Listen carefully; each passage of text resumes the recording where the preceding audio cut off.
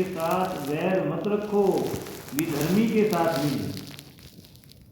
विधर्मी भी भूखा प्यासा हो तो उसको भी निर्वाह मात्र के लिए अन्न जल दे दो, ये मनुष्यता है। अन्न जल वस्त्र मकान और औषध, ये चीज़ें अपनी शक्ति के अनुसार अभावग्रस्तों को दो। ऐसा मत समझो कि हमारे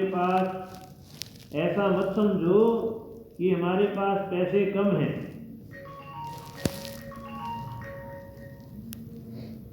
नारायण नारायण नारायण।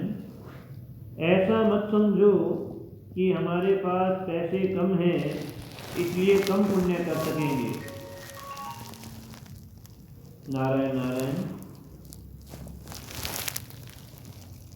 अन्न जल वस्त्र मकान और औषध, ये चीज़ें अपनी शक्ति के अनुसार अभावग्रस्तों को दो। ऐसा मत समझो कि हमारे पास पैसे कम हैं इसलिए कम पुण्य कर सकते हैं। ज़्यादा पैसों वाला ज़्यादा पुण्य नहीं कर सकता। ज़्यादा पैसों वाला ज़्यादा पुण्य नहीं कर सकता।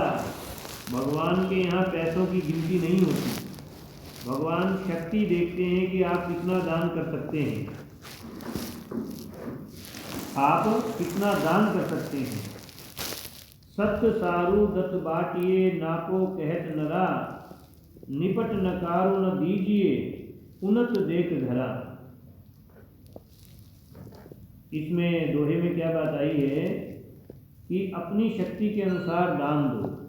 घर में तंगी देखकर किसी को साफ ना मत कहो, कुछ ना कुछ दे ही दो। भले ही एक मुट्ठी आटा ही दे दिया, चाहे कुछ भी।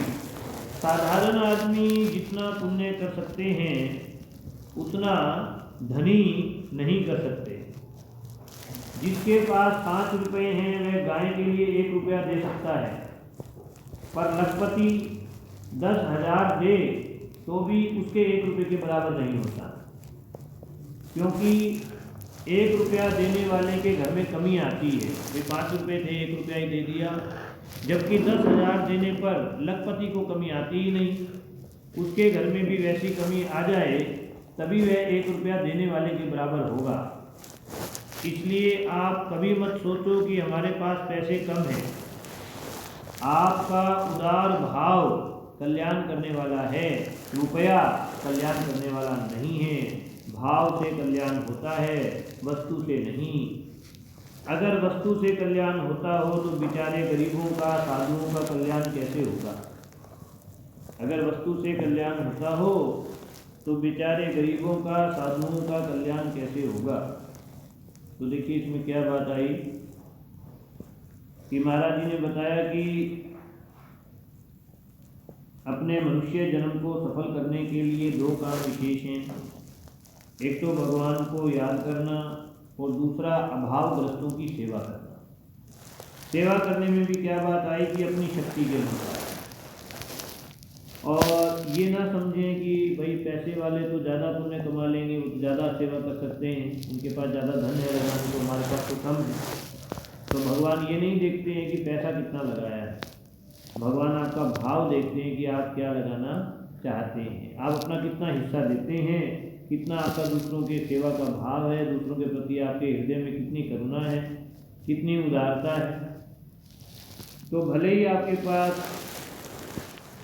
5 रुपये हैं, उसमें भी आप अगर 1 रुपया दे देते हैं और किसी के पास 1 लाख रुपया है, वो अगर उसमें से 10,000 दे देता है तो भी उसका पुण्य 1 रुपये वाले के बराबर नहीं होता। ये महाराज जी ने बताया। क्योंकि 5 वाले के लिए तो 1 रुपया कितना कीमती था, उससे तो उसके घर के खर्चे में भी कमी आए। और लाख रुपए वाले के लिए 10,000 दे भी देगा तो भी उसके कोई घर के खर्चे में दिक्कत नहीं। तो उसका जो त्याग है वो उसके त्याग के बराबर नहीं है। तो ये बात विशेषता से आई कि आप कभी मत सोचो कि हमारे पास पैसे कम हैं। अगर वस्तु से, पैसों से कल्याण हो तो बेचारे गरीबों का, साधुओं का तो कल्याण होगा ही कैसे। नारायण नारायण नारायण। आगे महाराज जी बता रहे हैं कि जो अंकुरित अन्न होता है, जैसे हम पढ़ाए घरों में मोठ और चने, मोठ और छोले, क्या बोलते हैं उसको? चने बोलते हैं, मोठ और चना। मोठ और चना। तो मोठ और चने जो है हम घर में भिगोते हैं और उन्हें अंकुरित कर देते हैं। तो अंकुरित अन्न को खाना महाराज जी कह रहे हैं कि मैं अच्छा नहीं मानता, क्योंकि उसमें हिंसा मानी जाती है। अंकुर पैदा होने से उसमें प्राण शक्ति आ जाती है, जिससे उसमें क्रिया आरंभ हो जाती है, माने पनपने की। अंकुर फूटा है उसका मतलब उसकी प्राण शक्ति जागृत हो गई है। तो प्राण शक्ति आने के कारण उसमें हिंसा मानते हैं। प्राण शक्ति आने पर भी वृक्ष आदि जो होते हैं इनमें पीड़ा कम होती है। स्थावर की अपेक्षा जंगम में, एक तो है देखिए पेड़ पौधे तो हैं स्थावर यानी कि स्थिर रहते हैं, और एक है जंगम जो चलते फिरते हैं। तो चलते फिरतों पे अगर चोट पहुंचाई जाए और एक पेड़ पौधे पे चोट पहुंचाई जाए तो उनको पीड़ा कम होती है। जंगम में भी गाय आदि में पीड़ा ज़्यादा होती है। जो जैसे एक तरफ कुत्ता है, गाय है, गधा है, तो उसमें भी गाय को जितनी पीड़ा होती है वो ज़्यादा होती है, क्योंकि उसकी संवेदनशीलता ज़्यादा है गाय की। जो प्राणी जितना उपयोगी होता है उसकी हिंसा का उतना ही पाप लगता है। तो यहाँ जो विशेष बात आई, जो अपने प्राय गलती कर जाते हैं कि हम अंकुरित अन्न मोठ चना आदि को बिना जाने ही खा लेते हैं, बल्कि क्योंकि डॉक्टरी भाषा में और आयुर्वेद आदि में तो इसका बढ़िया बताया जाता है कि अंकुरित जो है वो तो आपके लिए पोषण के लिए बढ़िया चीज़ लिया, उसको लेने पर जो रहता है। और हमारे को भी पूरी जानकारी नहीं होती, तो यहाँ विशेष तौर पे इस पुस्तक में सावधान किया गया है कि अंकुरित अन्न हमारे को नहीं लेना चाहिए। माने इतना ही भिगोना चाहिए कि उसमें अंकुर ना हो, इतना ही भिगोना चाहिए कि उसमें अंकुर। नारायण नारायण नारायण नारायण, श्रीमन नारायण नारायण नारायण,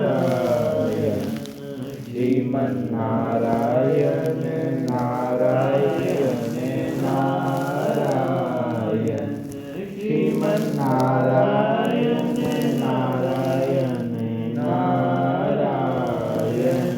श्रीमन नारायण नारायण नारायण, भजमन नारायण नारायण नारायण।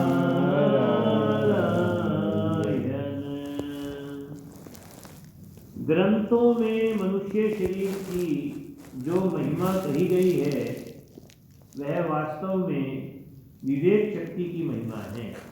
माने कि अगर हम अपने विवेक का आदर करते हैं तो हमारे मनुष्य जन्म को पाने की महिमा है, अन्यथा उस मनुष्य में और पशु जीवन में कोई अंतर रह नहीं जाता।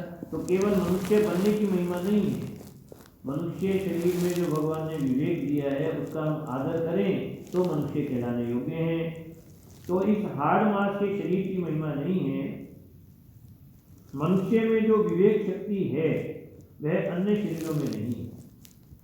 कर्तव्य क्या है, अकर्तव्य क्या है, हम क्या हैं, संसार क्या है, जड़ क्या है, चेतन क्या है, इन बातों को जानने की शक्ति के कारण मनुष्य शरीर की महिमा है। हम परमात्मा के हैं, संसार के नहीं हैं, इसको समझने की शक्ति मनुष्य में है। हम परमात्मा के हैं, संसार के नहीं हैं, इसको समझने की शक्ति मनुष्य में है। विवेक शक्ति का दुरुपयोग करके मनुष्य अपना महान पतन कर सकता है। विवेक शक्ति का दुरुपयोग करके और अपना कल्याण भी और सदुपयोग करके अपना महान उत्थान कर सकता है, कल्याण कर सकता है। ये हमारे को स्वतंत्रता भगवान ने दी, समझ भी दे दी।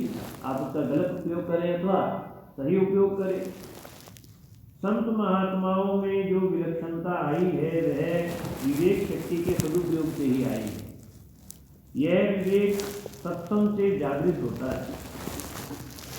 बिनु बिनु सत्संग विवेक न होई। तो सत्संग से विवेक जागृत होता है, पर वह कब जागृत होगा? जब आप सत्संग की बात मानोगे तब जागृत होगा। आज अपने विवेक का दुरुपयोग करके मनुष्य ने अपना कितना पतन कर लिया है, कितना पतन कर लिया है। मनुष्यों की वृत्तियां कितनी खराब हुई हैं, कितना व्यभिचार बढ़ा है, लोगों का आचरण इतना भ्रष्ट हुआ है कि अच्छा ईमानदार आदमी मिलना मुश्किल हो गया है। गर्भपात, गो हत्या आदि बड़े बड़े भयंकर पाप हो रहे हैं। ज्यों ज्यों पाप बढ़ेंगे त्यों त्यों नए नए दुख आएंगे। पापों के बढ़ने से ही आज अन्न और जल की कमी हो रही है। जल जमीन के नीचे जा रहा है। कितने वैज्ञानिक आविष्कार हुए हैं, फिर भी शांति नहीं हो रही। कितने वैज्ञानिक आविष्कार हुए हैं, फिर भी शांति नहीं हो रही। नारायण नारायण नारायण नारायण। आगे एक प्रश्न दिया है कि आजकल ज़्यादा दूध के लिए गायों को सुई लगाते हैं। ज़्यादा दूध दे गायें, इसके लिए उन्हें सुई लगाते हैं, इंजेक्शन लगाते हैं। तो महाराज जी ने कहा कि ये गो हत्या से भी बड़ा पाप, गो हत्या से भी बड़ा पाप है। गो हत्या करने से तो गाय एक बार दूध पाती है, पर सुई लगाने से बार बार दूध पाती है। ये घोर पाप की, अन्याय की बात है। जो सुई बेचते हैं वे भी घोर पाप करते हैं, परंतु बुद्धि भ्रष्ट होने के कारण आदमी को पाप दिखता नहीं। सुई लगाकर निकाला गया दूध गाय के खून के बराबर है। सबको ऐसे दूध से बचना चाहिए, सबको ऐसे दूध से बचना चाहिए। दिवाली में पटाखा छोड़कर, पटाखे जलाकर जो निकम्मा खर्च करते हो, उसको बंद करके उन पैसों को गायों की सेवा में लगाओ। ये शायद प्रश्न उत्तर दीपावली के कुछ आसपास का होगा, तो महाराज ने यहाँ इसका जिक्र किया है कि जो व्यर्थ का खर्च करते हो, खर्च को बंद करके गायों की सेवा में लगाओ। नारायण नारायण। हमारे भीतर ये बात बैठी हुई है कि हम संसारी आदमी हैं और हमें परमात्मा को प्राप्त करना है। वास्तव में ये बात नहीं। हम तो पहले से ही भगवान के खास अपने, कल भी ये अपने रात्रि सत्संग में बात विशिष्टता से आई थी कि हम भगवान के खास अपने हैं। हम परमात्मा के अंश, हम परमात्मा के अंश हैं, परमात्मा की संतान हैं। हम जन्मने मरने वाले साधारण जीव नहीं। अगर हम संसार के होते तो एक जगह टिक कर रहते, अर्थात जो शरीर मिल गया वो सदा बना रहता, 84 लाख योनियों में नहीं घूमते। परमात्मा की प्राप्ति होने पर हम फिर लौटकर संसार में नहीं आते। परमात्मा की प्राप्ति हो जाए तो फिर हम जन्म मरण में नहीं आते। क्यों? क्योंकि हम अपने घर पर पहुंच गए। अतः हम संसार के नहीं हैं, हम यहाँ के रहने वाले नहीं हैं, ये हमारा घर देश नहीं है। हम परमात्मा के पास रहने वाले हैं। इसलिए परमात्मा की प्राप्ति से हमें हताश नहीं होना चाहिए। ये हमारा असली काम, ये हमारा असली काम। आखिरी के सत्संग में ये बात आई थी कि साधक को अपने जीवन का बंटवारा कर लेना चाहिए कि एक असली जीवन और एक नकली जीवन। तो हमारा असली काम क्या है? परमात्मा की प्राप्ति का। और संसारी काम क्या है? ये नकली काम। तो इसको कैसे करना है? नाटक की तरह करना है। भीतर से तो असली मानना नहीं और बाहर से कमी रखना है। भीतर से तो असली मानना नहीं और बाहर से कमी रखना है। तो ये सुबह अपने विशेष पर चर्चा हुई थी। तो हमारा परमात्मा की प्राप्ति हमारा असली काम है। दूसरी बात ये है कि हम शरीर नहीं हैं, हम शरीर नहीं हैं। हाँ, शरीर माँ के पेट में बना है और मरने पर हम इसको छोड़ देते हैं। अतः हम शरीर में आए हुए हैं। जो चीज़ मिली है और छूट जाएगी उसमें हम मेरापन करते हैं, तो ये हमारी क्या है? गलती है। मेरापन तो उसमें करना चाहिए जिसके साथ हम सदा रहें। मेरापन तो उसमें करना चाहिए जिसके साथ हम सदा रहें। हम परमात्मा के साथी हैं, संसार के साथी नहीं। संसार के साथी नहीं। एक मार्मिक बात है कि सबका सब संसार मिलकर भी हमें कुछ नहीं दे सकता, हमें मुक्ति नहीं दे सकता, हमें मुक्ति नहीं दे सकता। संसार भर से हमारा मूल्य अधिक है, तो हमारा मूल्य संसार भर से अधिक है, लेकिन हम संसार की कामना कर करके और अपना मूल्य कितना गिरा लेते हैं, तुच्छ बन जाते हैं और इन चीज़ों को अपने ऊपर बिठा लेते हैं। तो ये बात है कि हम भगवान के पहले से ही माने या ना माने। तो संसार का जीवन, सुबह आज चर्चा में जो बात आई थी कि अपने व्यवहार काल जो है, एक है व्यवहार काल और एक है अपना एकांतिक भजन साधन। दो समय होते हैं साधक के पास। साधक अपना जीवन दो तरह से करता है, एक तो एकांतिक भजन साधन में और एक संसारिक व्यवहार काल। तो इसमें अधिकतर हमारा भाव क्या रहता है? भगवान का भजन करते हुए तो भगवान के होकर भजन कर लेते हैं, परंतु जब संसार का काम करते हैं तब संसार का होकर संसार का काम करते हैं।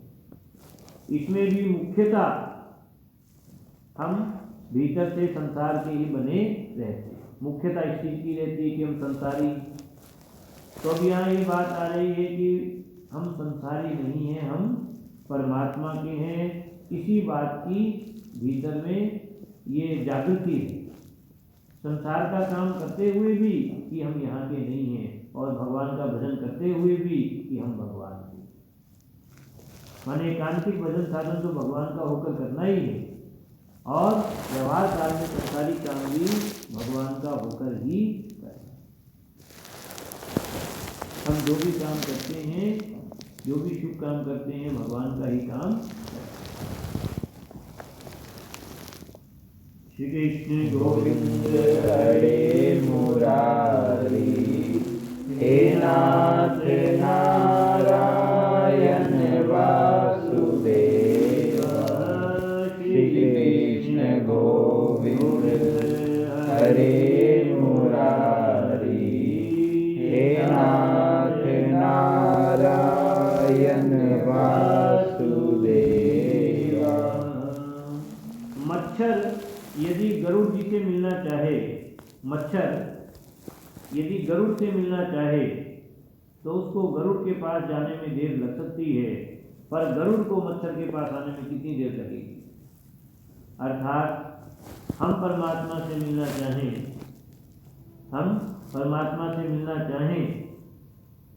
तो परमात्मा को अपनी ओर आने में कितनी देर लगे? तो देर क्यों लग रही है? क्योंकि हमारी चाह और लगन में ही कमी है। दरिया दूषण दास में नहीं राम में दोष, जन चाले एक पावड़ो हरि चाले सो कोस। यहाँ संत कहते हैं कि वास्तविक दोष तो अपने में ही है, राम जी में दोष नहीं है। हम अगर एक कदम भगवान की ओर बढ़ाते हैं तो वो 100 कोस हमारी ओर आते हैं। परमात्मा तो सब जगह मौजूद हैं, फिर उनके आने में देर कैसी?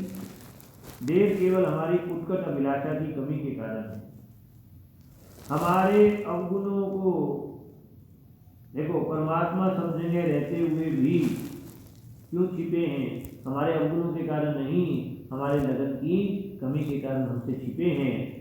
हमारे अवगुणों को कोई जान ले, दूसरे को पता लग जाए, तो हमारे प्रति उसका जो भाव है वो पहले जैसा नहीं रहेगा, फर्क आ जाएगा। उसकी हमारे से वृत्ति हट जाती है। हमारी गलती मालूम होने पर संतों के भी हृदय में फर्क पड़ जाता है, परंतु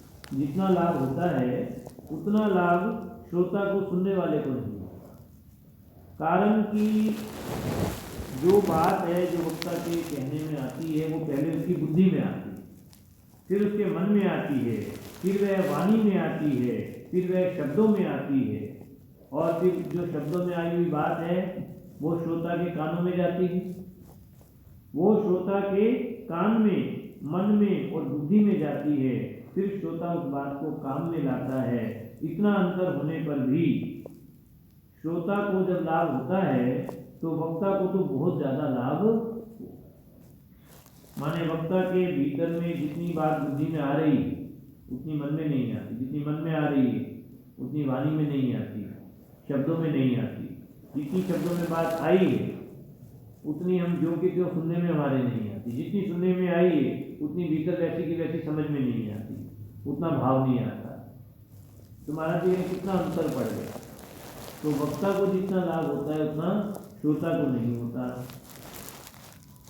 वक्ता की बुद्धि में जितनी बात आती है उतनी मन में नहीं आती, मन में जितनी आती है उतनी शब्दों में नहीं आती, और शब्दों में जितनी बात आती है उतनी श्रोता के कानों तक नहीं पहुंचती, कानों तक जितनी बात पहुंचती है उतनी मन बुद्धि में नहीं आती, जितनी मन बुद्धि में आती है उतनी आचरण में नहीं आती।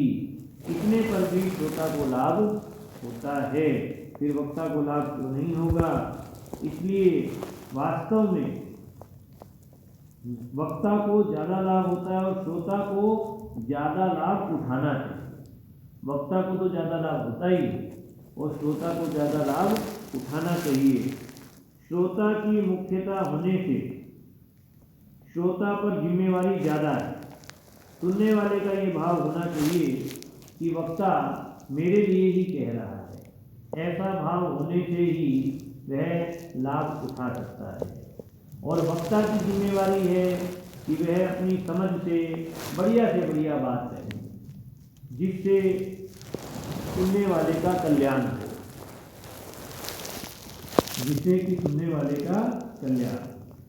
नारायण नारायण नारायण। साधन करने वाले भाई बहनों को चाहिए, चलिए एक प्रश्न दिया है कि इस जन्म में और पिछले जन्म में हमने जाने अनजाने में जो भी पाप किए, इस जन्म में और पिछले जन्म में हमने जाने अनजाने में जो भी पाप किए हैं, क्या नाम जप करने से, भगवान के नाम का जप करने से सब पाप माफ हो जाएंगे? महाराज जी ने कहा कि सब पाप नष्ट हो जाएंगे, और इतना ही नहीं, आगे पाप करने की वृत्ति भी नष्ट हो जाएगी। आगे पाप करने की वृत्ति भी नष्ट हो जाएगी। इससे भगवान के नाम जप, भगवान के नाम जप से। फिर प्रश्न है कि पहले हमारे से कोई भूल हो गई, गलती हो गई, पाप हो गया, तो इसका प्रायश्चित कैसे करें? महाराज जी ने कहा इसके लिए 3 बातें होनी चाहिए। सबसे पहले हमने गलती की, ये हमारे को भीतर में बात आनी चाहिए कि हमसे गलती हुई। दूसरी बात, इस बात का दुख होना चाहिए कि हमारे जैसे समझदार ने ये गलती कर दी। तीसरी बात, ये निश्चय कर लें कि हम यह गलती दोबारा नहीं करें। माने हमने साधक होते हुए गलती की, इस चीज़ का दुख होना चाहिए, और फिर अब हम ये गलती कभी नहीं करेंगे, ये भीतर में निश्चय होना चाहिए। फिर एक प्रश्न है कि आप कहते हैं कि भगवान दयालु हैं और सब जीवों पर दया करते हैं, फिर आजकल सब लोग दुखी हो रहे हैं, इसमें भगवान की क्या दया है? आप तो कहते हैं भगवान दयालु हैं, सब पर दया करते हैं, पर हम तो ये देखते हैं लोग तो कितना कितना दुख पा रहे हैं, तो इसमें भगवान की क्या दया है? तो महाराज जी ने कहा देखो भाई, वैद्य जो है वो रोगी को कड़वी दवा देता है, तो क्या कड़वी दवा देने में उसकी दया नहीं होती? उसका रोग कैसे दूर हो, उसके पाप कैसे नष्ट हों, वह शुद्ध निर्मल कैसे बने, ऐसा विचार करके जो विधान किया जाए, क्या उस विधान में दया नहीं है?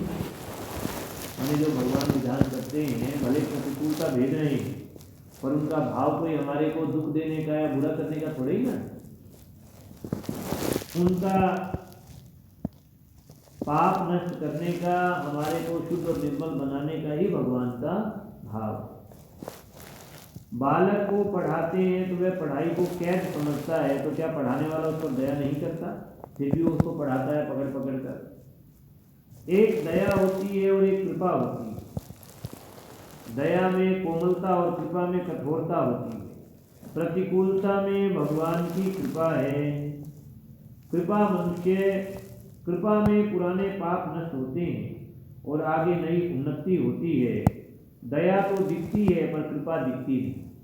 अनुकूलता में तो हम कहेंगे कि भगवान की बड़ी दया है, पर प्रतिकूलता में हमें भगवान की कृपा दिखाई देती नहीं। भगवान का जो भी विधान है, चाहे अनुकूलता हो चाहे प्रतिकूलता हो, वो कृपा से परिपूर्ण है।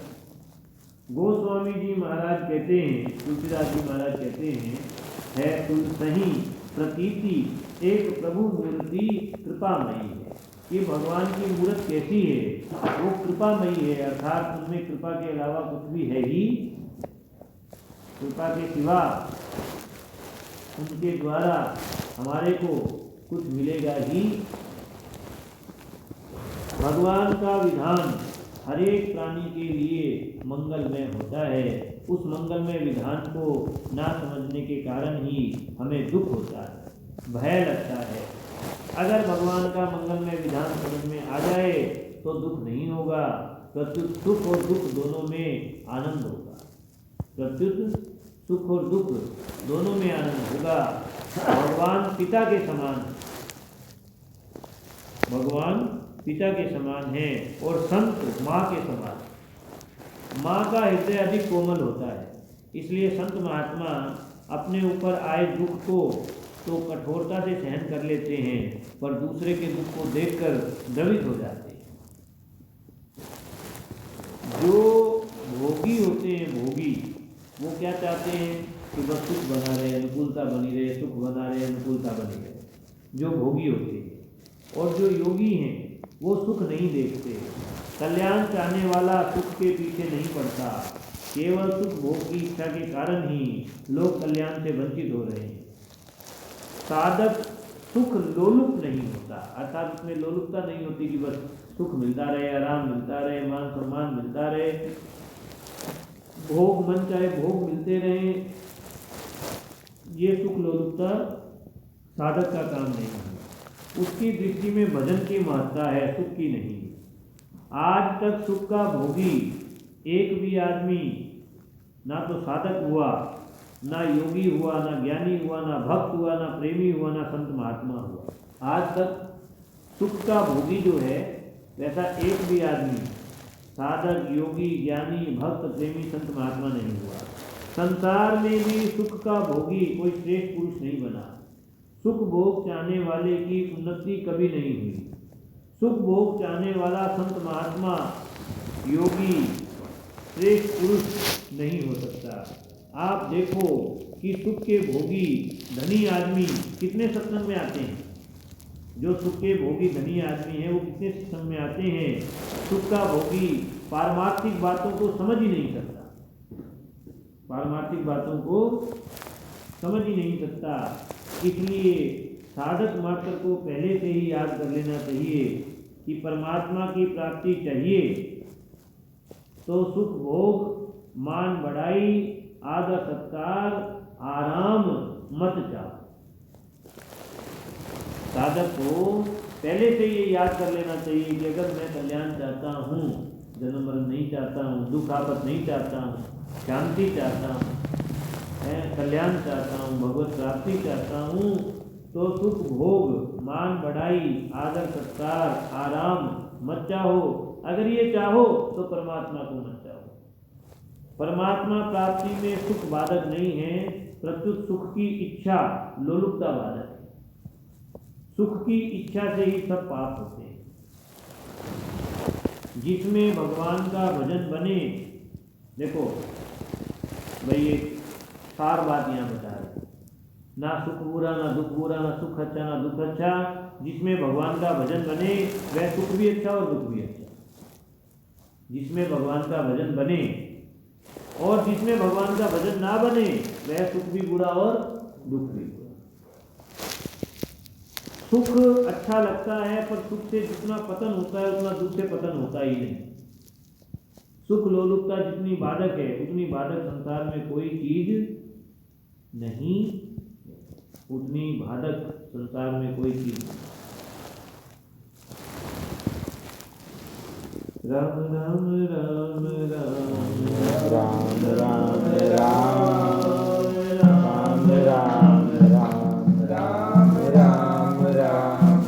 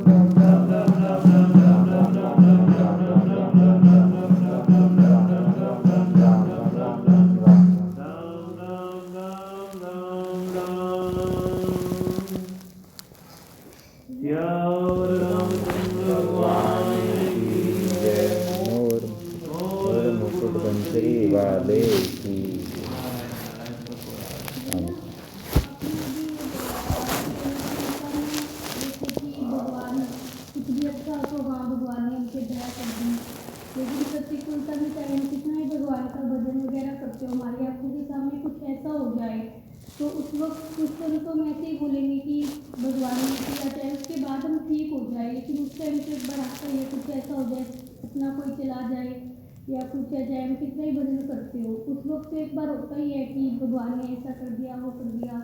आपने बोला कि अनुकूलता में दया करती है, तो एक बार तो सबके मन में आता ही है प्रतिकूलता में भी ना। वो बात ठीक है जी कि आप अपनी स्थिति के हिसाब से देखें तो प्रतिकूलता में भगवान की कृपा को थोड़ा बहुत मान भी लें, लेकिन फिर भी कुछ ना कहीं भाव आ ही जाता है।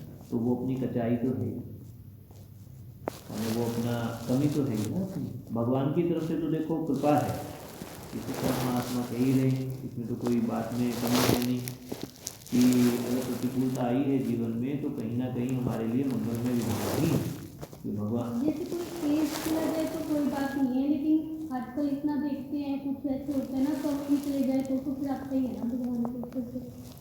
तो बात ठीक है जी कि हम उस स्थिति को, प्रतिकूल स्थिति को उस तरह से नहीं ले पाते जैसे अनुकूलता में राजी होते हैं, लेकिन वो दूसरी बात भी उतनी ही ठीक है, उससे ज़्यादा ठीक है कि जो भी परिस्थिति आ रही है वो क्यों आई है। देखो प्रतिकूलता भी जीवन में क्यों आई है, चलो कोई चला गया, प्रतिकूलता आई है ना, वो जीवन में क्यों आई है, कहीं ना कहीं हमारे पापों का फल, ये तो मानना पड़ेगा, ये तो मानना पड़ेगा। तो वो पाप जो है वो कटकर शुद्ध हो रहे हैं ना, प्रतिकूलता में पापों का नाश हो रहा है। और देखो प्रतिकूलता में क्या है, बाहर तो हमारे को अशांति रहती है, मतलब संसार में तो हमारे को आशा दिखता नहीं है, मन शांत सा रहता है। उस समय अगर सत्संग भजन में लग जाएं तो बहुत जल्दी उन्नति हो जाए, बहुत अच्छा अवसर है। जब हृदय में ज़्यादा चोट लगी हो संसार की तरफ से, तो उस समय अगर भगवान का सहारा ले लें तो वही प्रतिकूलता हमारे लिए वरदान स्वरूप है,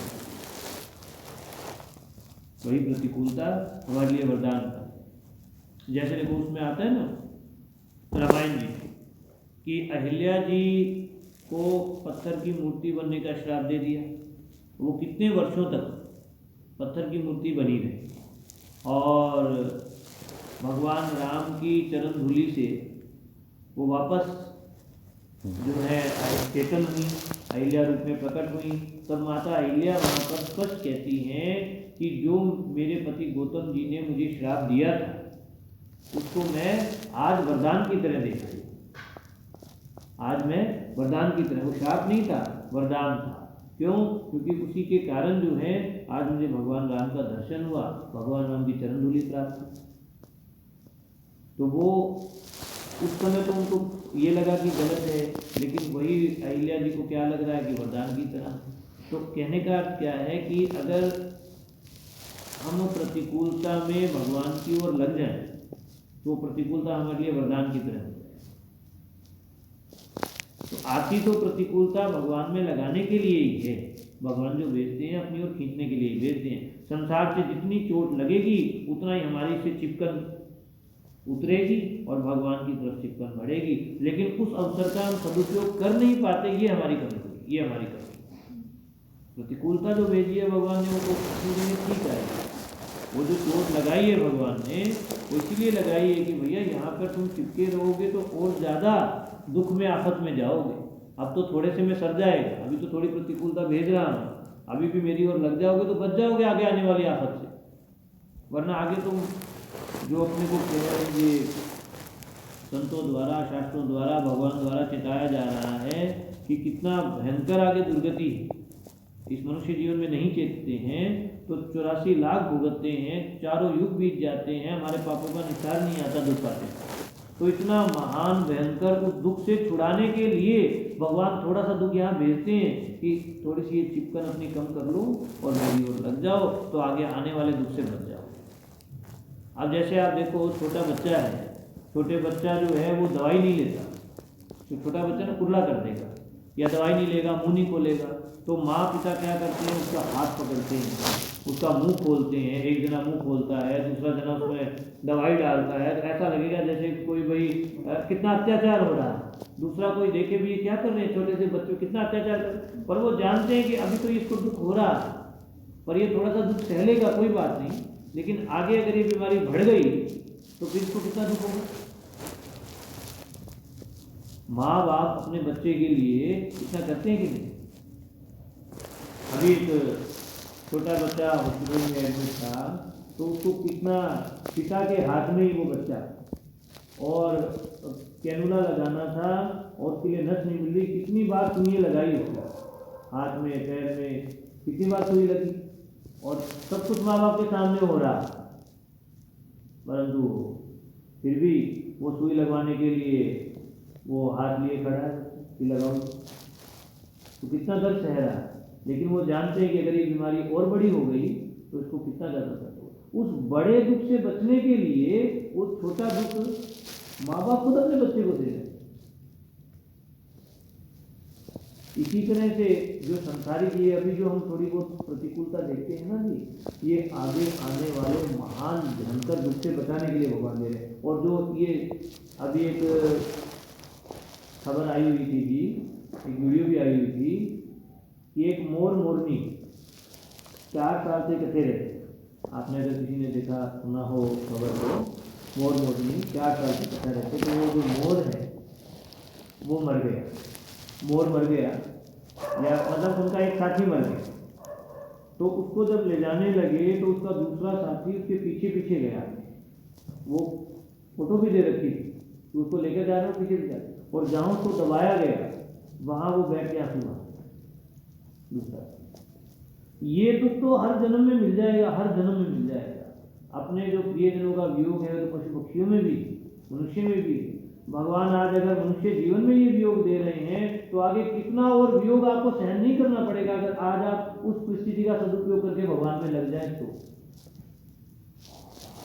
आज ठीक है, वो दुखदायी अवस्था है, हमारी प्रतिकूलता है जीवन में, लेकिन अगर उस समय अगर चेत हो जाए और भगवान में लग जाए तो कितनी महान आफत से हमारा छुटकारा हो जाए। तो भगवान की दृष्टि तो वहाँ पर।